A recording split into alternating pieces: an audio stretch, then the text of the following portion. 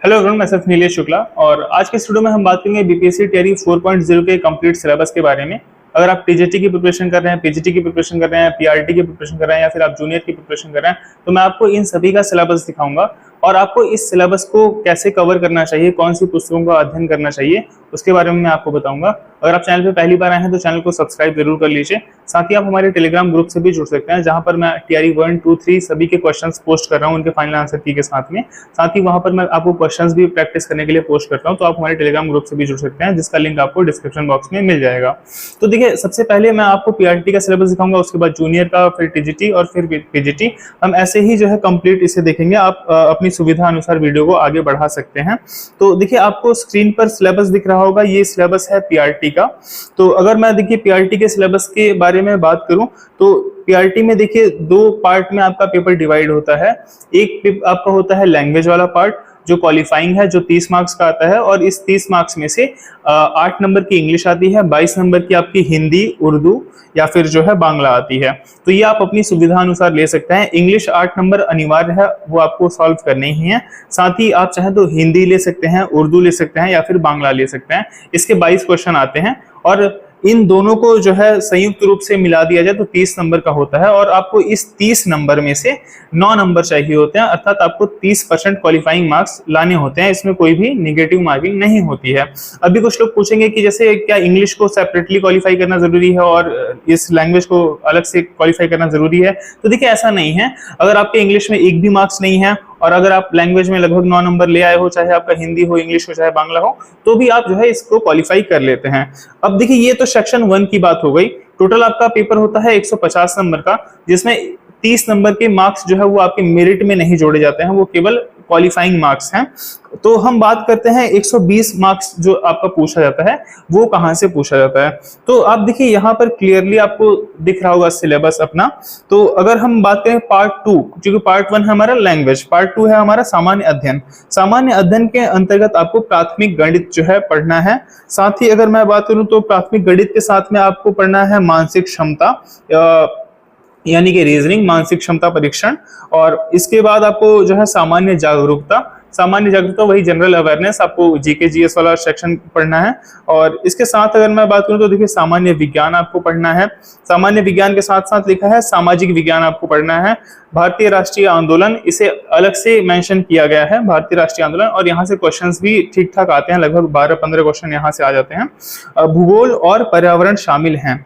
तो ये है आपका सिलेबस। और नीचे अगर मैं आपको बताऊं तो देखिए, लिखा है कि उपरोक्त विषय पत्रों के पाठ्यक्रम एससीईआरटी, एनसीईआरटी से संबंधित होंगे। एससीईआरटी वो किताबें हैं जो बिहार बोर्ड में चलती हैं, और एनसीईआरटी वो किताबें हैं जो नेशनल लेवल पर चलती हैं।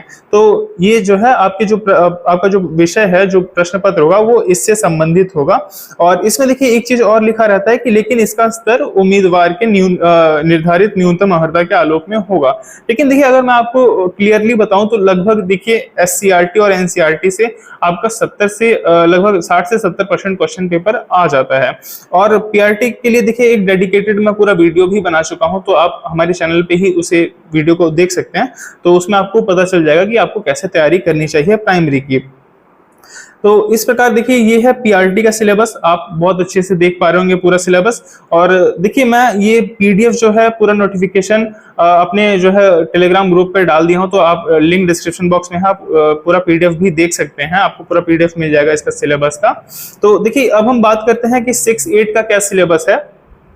तो देखिए, 6-8 में आपका जो पेपर होता है वो डिवाइड होता है 3 पार्ट में। अभी पीआरटी वाला पेपर हमने देखा, ये 2 पार्ट में डिवाइड था, लैंग्वेज और सामान्य अध्ययन। लेकिन आपका जो पेपर जूनियर का है, चाहे टीजीटी का है, चाहे वो पीजीटी का है, ये डिवाइड रहता है 3 पार्ट में।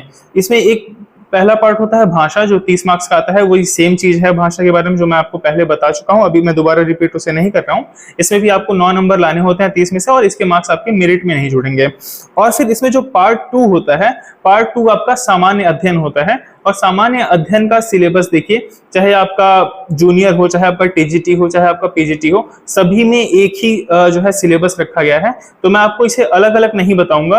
आपको मैं जूनियर का टीजीटी का और पीजीटी का सभी का सामान्य अध्ययन का सिलेबस एक साथ ही बता देता हूं, क्योंकि सभी में देखिए यही चीज कॉपी पेस्ट है, तो उसे बार बार वही चीज पढ़ने का कोई मतलब नहीं है। तो इसमें अगर मैं आपको बताऊं तो देखिए आपका भाग 2 के अंतर्गत और भाग 3 के अंतर्गत देखिए आपका आता है सब्जेक्ट, जो आपका कंसर्निंग सब्जेक्ट होगा, जिससे आप जो है जिसके आप शिक्षक बनने जा रहे हैं, तो उसका आपका सिलेबस उसमें कवर होगा। उसके बारे में मैं अभी आपको बताऊंगा कि आपको कैसे पढ़ना है, क्या पढ़ना है। तो देखिए अगर मैं बात करूं भाग 2 जो हमारा पार्ट 2 है सामान्य अध्ययन, इसके लिए आपको प्राथमिक गणित 8 नंबर की गणित आती है आपके पेपर में, जो 40 मार्क्स का जीएस होता है उसमें 8 नंबर की गणित आएगी। और सामान्य जागरूकता जनरल अवेयरनेस आती है, इसमें करंट अफेयर्स आता है मेनली 8 नंबर का। सामान्य विज्ञान आपका एनसीईआरटी से लगभग पूछा जाता है, 8 नंबर इससे भी आता है।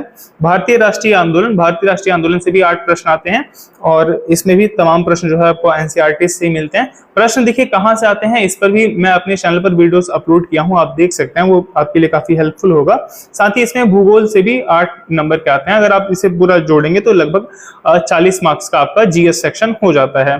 तो देखिए 30 मार्क्स का लैंग्वेज हो गया, 40 मार्क्स का जीएस वाला सेक्शन हो गया, और 80 मार्क्स का आपका आता है सब्जेक्ट, जिस विषय के आप टीचर बनने जा रहे हैं। और यहाँ पर देखिए एक ये आप देखेंगे कि सिलेबस में आपके सब्जेक्ट को जो है सब्जेक्ट के बारे में ऐसा कुछ नहीं दिया गया है कि आपको ये टॉपिक्स पढ़ने हैं, आपको ये चैप्टर्स पढ़ने हैं।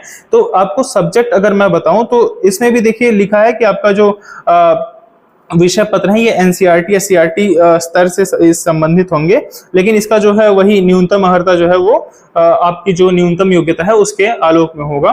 तो इसमें अगर मैं बात करूं तो आपको देखिए सामान्य अध्ययन के अलावा जो आपका विषय 80 मार्क्स का होता है उसके बारे में आपको ऐसे कोई सिलेबस नहीं अवेलेबल है। तो उसमें आपको देखिए मेनली अगर मैं आपको बताऊं तो देखिए आपका जो भी सब्जेक्ट है उसकी एनसीईआरटी और एससीईआरटी तो उपलब्ध ही है, तो आपकी एनसीईआरटी एससीईआरटी ही मेन उसके लिए सोर्स होगा, आपको वही पढ़ना पड़ेगा। आप एक बार पीवाईक्यूज देख लीजिए, पीवाईक्यूज मैं अपने ग्रुप में पोस्ट किया हूं, आप उसे जो है देख सकते हैं, लिंक आपको डिस्क्रिप्शन बॉक्स में मिल जाएगा। तो आप एक बार पीवाईक्यू को देख लीजिए और आप ये देख लीजिए कि ये क्वेश्चंस कहां से पूछे जा रहे हैं। ठीक है, अगर मैं एनसीईआरटी और एससीईआरटी की बात करूं तो देखिए 11-12 में किताबें सेम हैं, चाहे वो एनसीईआरटी की हो चाहे एससीईआरटी की हो, वो वही किताबें हैं जो एनसीईआरटी में चलती हैं, वही एससीईआरटी भी है। लेकिन जहां डिफरेंस है वो 6 से 10 के बीच में आपको डिफरेंस देखने को मिलेगा। अगर आप 6 की एनसीईआरटी देखेंगे और 6 की एससीईआरटी देखेंगे तो उसमें डिफरेंस मिलेगा। ऐसे ही आप 9-10 तक पूरा देखेंगे तो 6 से लेकर 10 तक में आपको परिवर्तन मिलेगा।